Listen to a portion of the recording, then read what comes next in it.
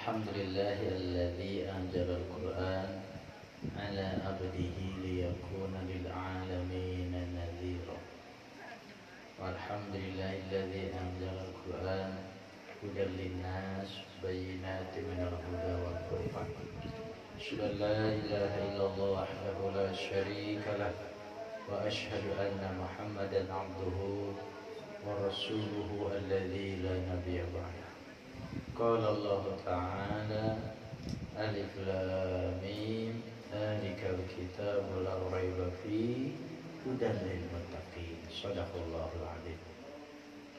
Siapa yang tahu artinya ayat barusan boleh pulang duluan. Waktu itu sudah dibahas awal pengajian, saya masih ingat. Dzalikal kitabu artinya apa? Dzalikal kitabu, inilah kitab Al-Quran. La raiba fi, tidak ada keraguan. Hudan lil muttaqin, Quran ini petunjuk bagi orang-orang yang bertakwa. Itu artinya masa lupa.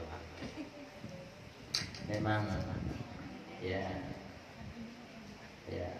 apa namanya, perjumpaan yang lama itulah yang membuat kita lupa akan pelajaran. Insyaallah. Andaikan kita sering bertemu, insyaallah pelajaran itu teringat kembali. Insyaallah ke depannya. Bapak Ibu yang dirahmati Allah Subhanahu wa taala, selalulah kita bersyukur kepada Allah atas segala nikmat yang Allah anugerahkan kepada kita, termasuk nikmat kesempatan, kesehatan, kemampuan, sehingga kita bisa menyelesaikan di malam yang insyaallah 16 sudah. Sekarang malam yang ke-17. Tak terasa waktu berjalan terus. Memang begitulah sifat waktu. Ya, waktu-waktu di masa lalu tidak bisa diputar lagi. Maka oleh karena itu waktu milik kita itu hanya sekarang. Yang lalu sudah berlalu, nggak bisa dilihat lagi, nggak bisa dilakoni lagi. Yang akan datang belum terjadi. Jadi hakikatnya kesempatan dan waktu milik kita itu ya sekarang ini. Maka itulah Bapak Ibu, di beberapa ayat dan hadis, di beberapa ayat Allah mengingatkan kita agar kita tidak boleh menyia-nyiakan waktu. Allah mengingatkan kita agar kita tidak melewatkan kesempatan waktu yang Allah berikan kepada kita. Apa kata Allah Subhanahu wa taala? Ayo tentang waktu.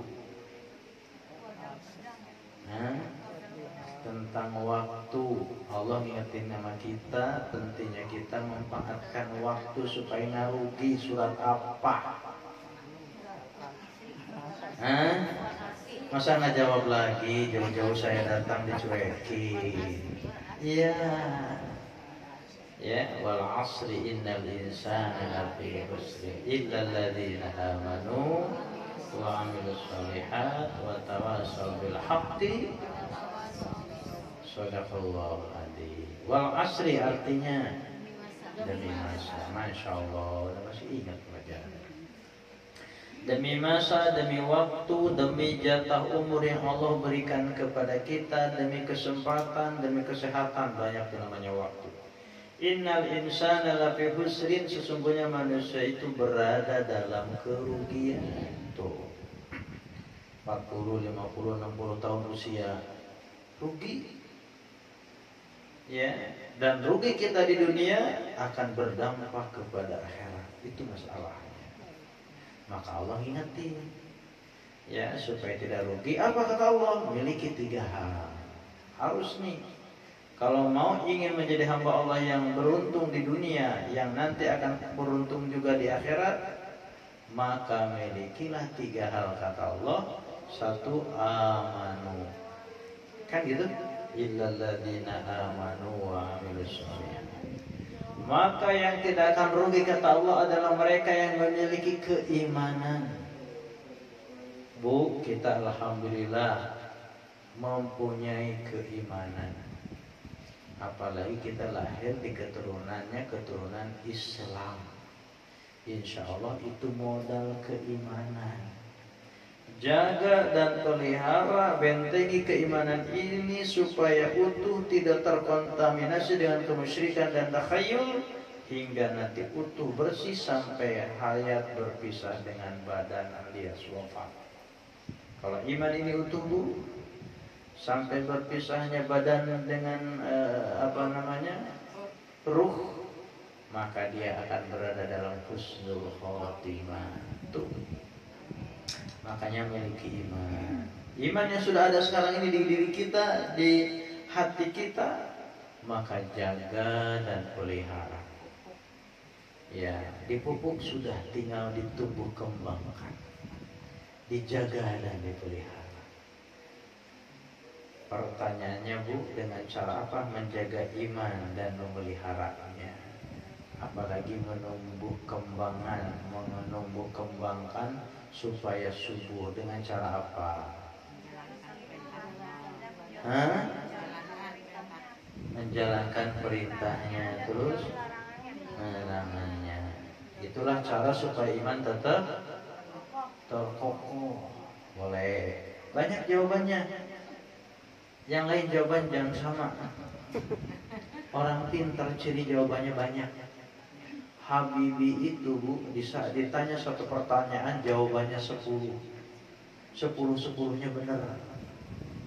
Itu baru atu, bisa ada 9 lagi. Ayo. Kita dapat door prize dari Pak Haji Rama. Ayo. Dapat mukena baru untuk Idul Fitri. Bagaimana cara menjaga iman? 1, melaksanakan perintah, menjauhi larangannya. Banyak, gampang. Kedua apa? Mencegah, menjaga dari keji dan munkar bisa. 3.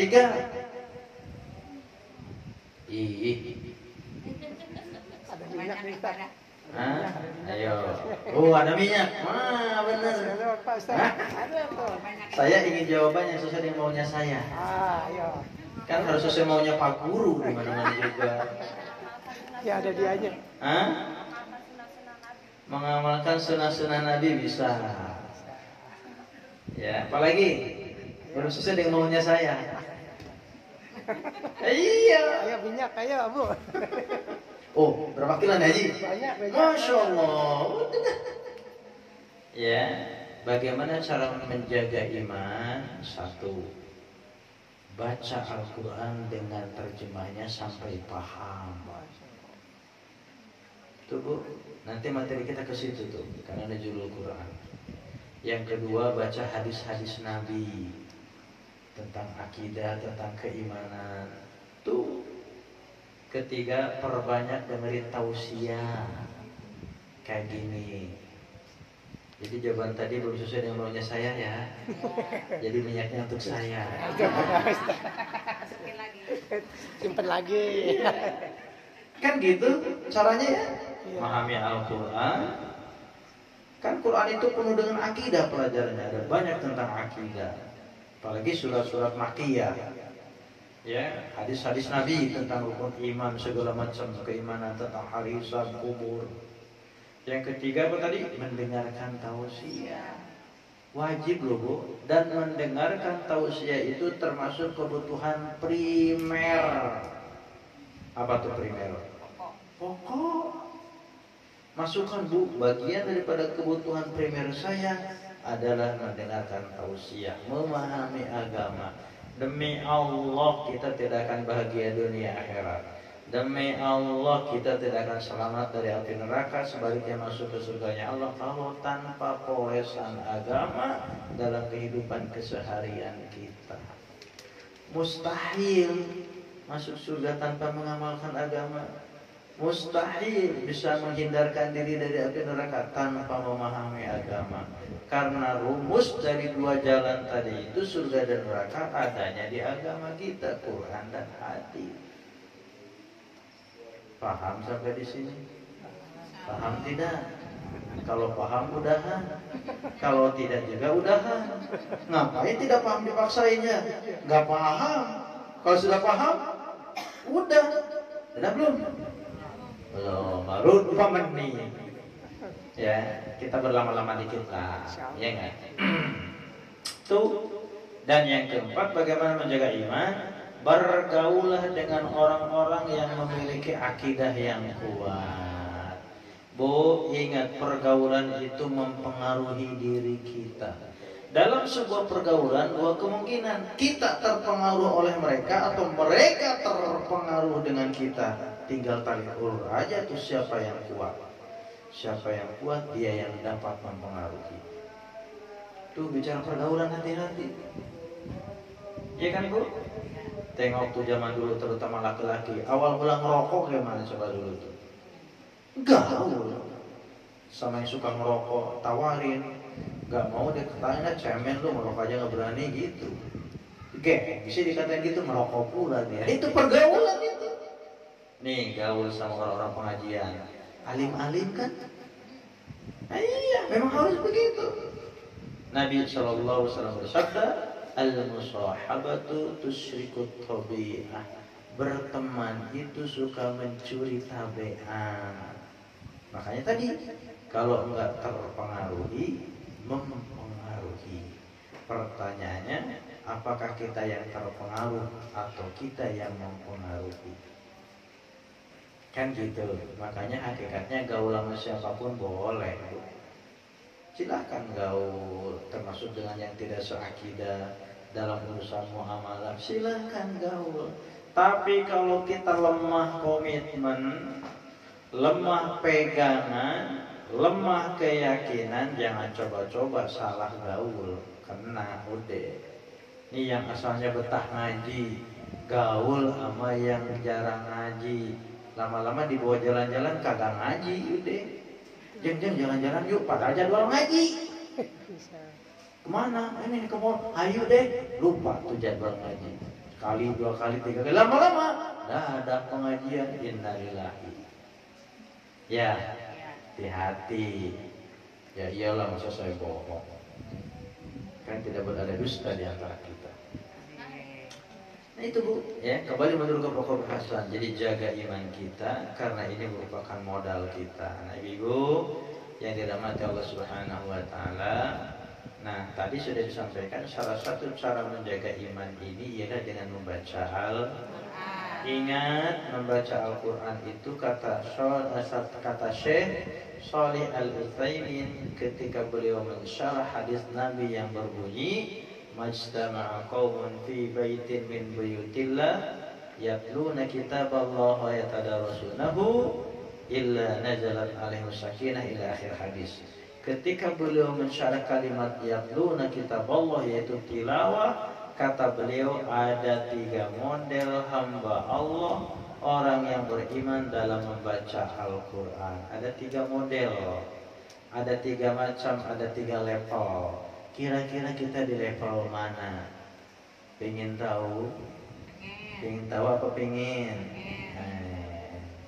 Kira-kira baca Quran kita ada di level mana nih? Kita lihat. Yang pertama, kata beliau tilawatul lafzi. Yang kedua, tilawatul makna. Yang ketiga, tilawatul amal. Nah ini puncaknya yang ketiga. Yang pertama tilawatul lafzi. Apa itu yang dimaksud dengan tilawatul lafzi? Yaitu membaca Al-Quran hanya sebatas lafaz Arabnya saja. Bismillahirrahmanirrahim. Yasin wal Qur'anil Hakim innaka laminal mursalin. Lancar bacanya. Apa maksudnya Yasin wal Qur'anil Hakim? Aula. Nah, itu berarti baru level tilawatul lafzi. Ayo, siapa yang belum mengerti kandungannya berarti baru tilawatul lafzi walaupun bolak-balik khatam. Tuh, berarti baru level 1. Alhamdulillahi rabbil alamin arrahmanir rahim maliki yaumiddin.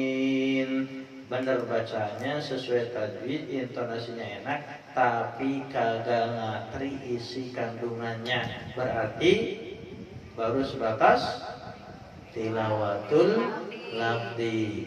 Nanti kalimat istilah-istilah ini saya akan tes di akhir. Yang bisa jawab minyak bawa. Yo. Sebutkan macam-macam tilawatul lafzi ya tilawah.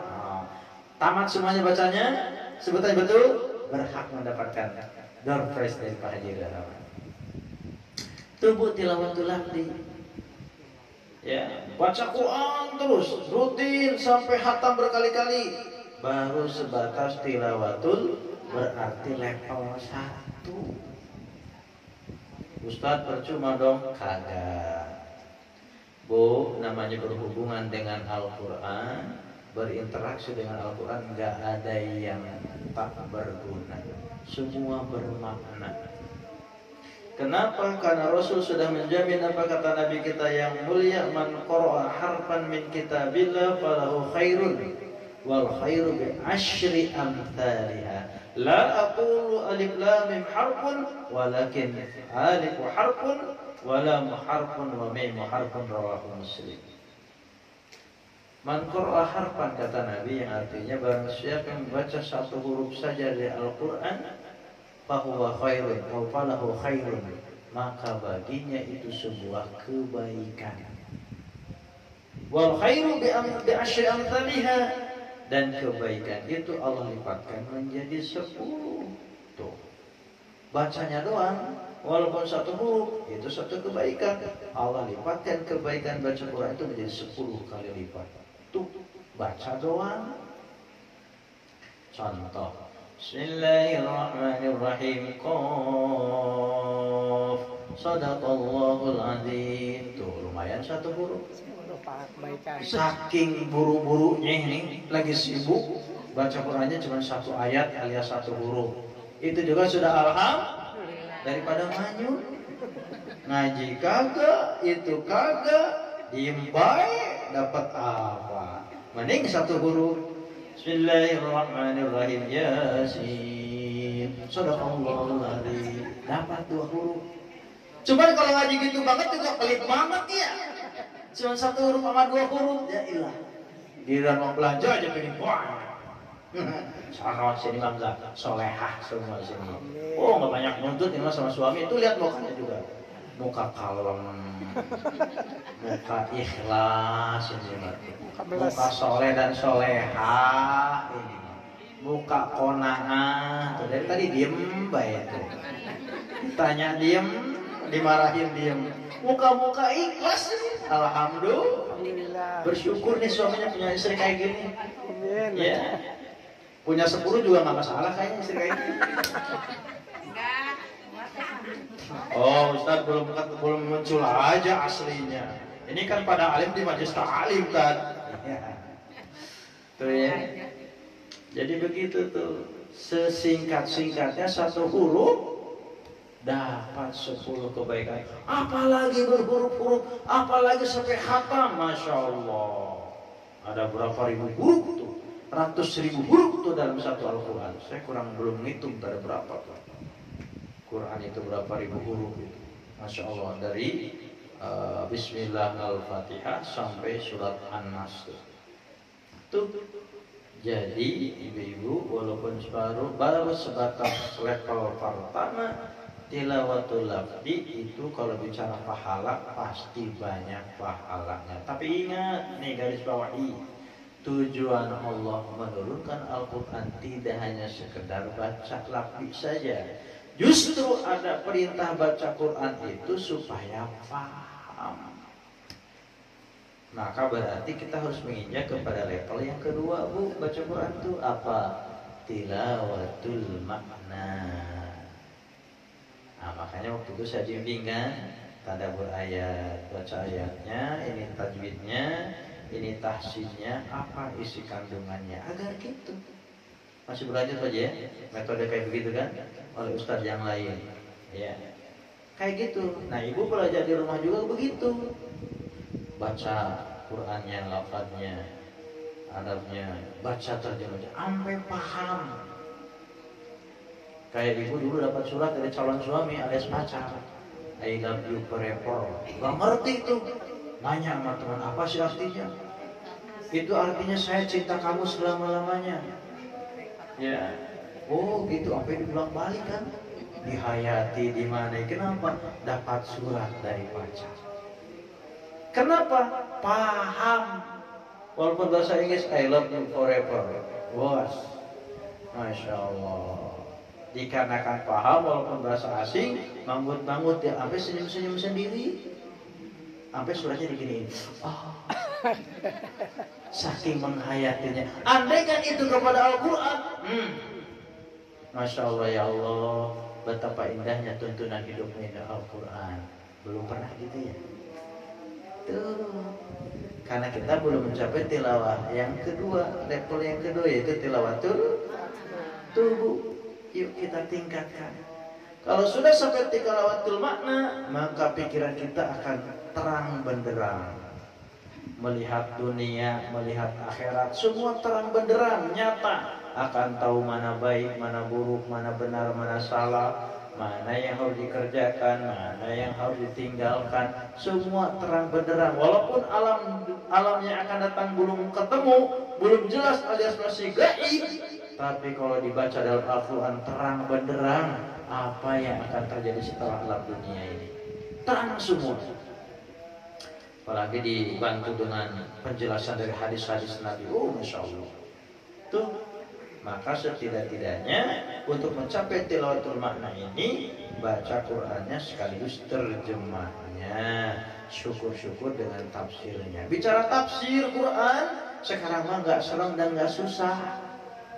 Zaman dulu mah serem susah. Kenapa serem? Karena hurufnya gundul-gundul. Udah gitu kertasnya kuning, disebutlah kitab kuning. Udah kuning gundul. Coba bingung kan bacanya? Boro-boro artinya bacanya bingung, gundul begitu. Bapaknya tuh gundul bisa dilihat, diusap. Ibu punya suami gundul enak kelihatan. Nah ini Arab. Sekarang gondrong. Sekalinya gondrong sekarang sudah diterjemahkan. Ibu klik Tafsir Ibnu Katsir PDF, udah ada tuh, tinggal klik download, udah. Mudah Bu, zaman sekarang kalau mau pinter. Apalagi ibu kan sering megang handphone terus WA, itu ini segala macam ya. Nah, ada di situ download ayat Al-Quran dan tafsirnya. Tuh, jadi tilawatul makna harus menginjak ke level yang kedua. Nah yang ketiga, ya.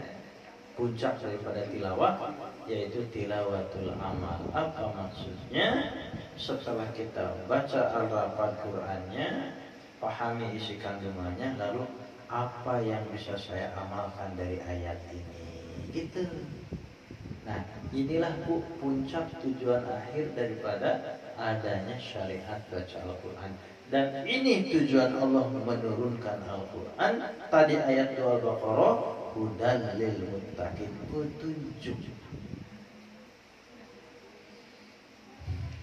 Bu, tidak akan sampai kita ke tujuan kalau tanpa ada petunjuk. Apalagi alam yang akan datang itu belum pernah kita alami. Bu, hidup kita juga baru sekali kan? Ada nggak yang sudah 2 kali hidup dunia? Angkat tangan yang 2 kali hidup dunia. Sekali kan? Sekali kan? Semua sekali. Belum pernah pengalaman sebelumnya. Nah, supaya perjalanan kita di dunia ini nggak nyasar kemana-mana, maka Allah berikan petunjuk, yaitu Quran. Tuh, kalau kita baca Al-Quran dipahami, insya Allah nggak bakalan salah jalan. Laksana Google Map. Ibu suka pakai Google Map kan?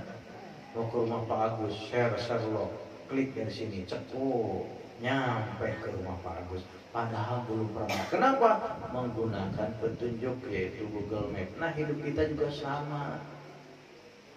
Hidup kita itu cuma sekali, nggak pengalaman. Bagaimana supaya sampai ke tujuan yaitu surganya Allah? Pakai Google Map. Apa Google Map-nya? Al-Quranul Karim. Ya. Hudan lil muttaqin. Maka disinilah sekali kembali tadi ke awal. Ngaji itu kebutuhan. Ngaji itu adalah kebutuhan primer. Harus ada dalam agenda hidup kita. Kalau sekarang belum ada agenda, pasang. Mulai sekarang dan seterusnya ada agenda ngaji, di rumahnya Haji Rama. Deh, ustaznya banyak, bisa pilih-pilih. Oh, bisa pilih orangnya, sama mukanya, sama materinya. Mau pilih ustaz kayak apa? Kayak begini ada, iya kan? Kayak model lain ada. Coba, beruntung loh Bu, bersyukur kepada Allah. Ini nikmat dari Allah loh. Tiba-tiba hatinya Haji Rama digerakin sama Allah, buka pengajian. Coba Bu, pengajiannya nggak salah lagi apa? Digiring kepada ajaran Allah dan Rasul, Quran dan Sunnah. Nggak sembarang ngaji. Ngajinya juga nggak ngalor ngidul, langsung buka Quran dan hadis. Quran adalah hukum Islam yang pertama, sumbernya itu. Quran adalah dari Allah. Kita diciptakan oleh Allah, entar kembali kepada Allah, pasti benar itu petunjuk. Karena datang dari yang menciptakan kita dan datang dari yang menyetel rute perjalanan hidup kita. Bu, kita ini sedang melakukan rute perjalanan hidup nih Bu. Ya. Ibu tahun 1940 ada di mana? Iya, ada di mana saya tanya. Saya juga tahu belum lahir. Ada di mana? Bingung kan? Kalau alam itu berarti sudah hidup, ada ruhnya. Alam mana? Ya belum ada, jangan-jangan masih di tanah. Manusia berasal dari apa? Tuh, masih di tanah jangan-jangan. 1940 saya juga nggak tahu di mana. Jangan-jangan ibu saya juga belum lahir. Tiba-tiba Allah munculkan. Ya, itu pada muncul. Allah adain, Allah ciptain. Itu Allah yang adain. Allah juga yang memberikan fasilitas. Yaitu tinggal di dunia Allah. Nanti akan menuju kepada Allah. Tuh. Nah, supaya kita tidak salah jalan, Allah berikan petunjuk tuh. Google Map. Yaitu Quran. Quran tidak hanya sekadar konsep gelondongan gitu aja, enggak. Allah kirim utusan resminya, yaitu Nabi Muhammad Sallallahu Alaihi Wasallam. Dia itu sama beliau diperagakan, dipraktekkan, dijabarkan bagaimana isi kandungan Al-Quran. Jadinya lengkap tuh, tinggal pakai. Tapi satu, tugas kita apa? Mempelajarinya. Walaupun sudah paket sempurna, paket bagus, hebat, penyelamat dunia akhirat, kalau kagak dibaca ya sama aja, gak bakalan selamat dunia akhirat. Itu pentingnya kita ngaji. Nah itu aja, jangan banyak-banyak ya. Kasihan kalau kebanyakan juga. Yang pertama-tama tadi pada nggak ingat lagi kayaknya. Ya kan? Ada pertanyaan silahkan. Karena kalau malu bertanya, bingung di perapatan, belok kemana? Nanya, makanya biar gak nyasar beloknya. Gak ada nanya nih. Kalau gitu saya yang nanya. Yang gak jawab jangan pulang. Saya di kelas gitu sama anak. Kamu nanya nak? Enggak, itu bapak yang nanya. Baru anak, jangan dong. Baik, mudah-mudahan bermanfaat. Semoga Allah limpahkan kesehatan kepada kita, bimbingan kepada kita, agar kita selalu cinta agama, senantiasa semangat beramal soleh. Karena kalau nggak begitu kita pasti rugi dunia dan akhirat. Demikian, mudah-mudahan bermanfaat. Subhanaka Allahumma bihamdik, asyhadu an la ilaha illa anta, astaghfiruka wa atubu ilaik. Alhamdulillah. Assalamualaikum warahmatullahi wabarakatuh.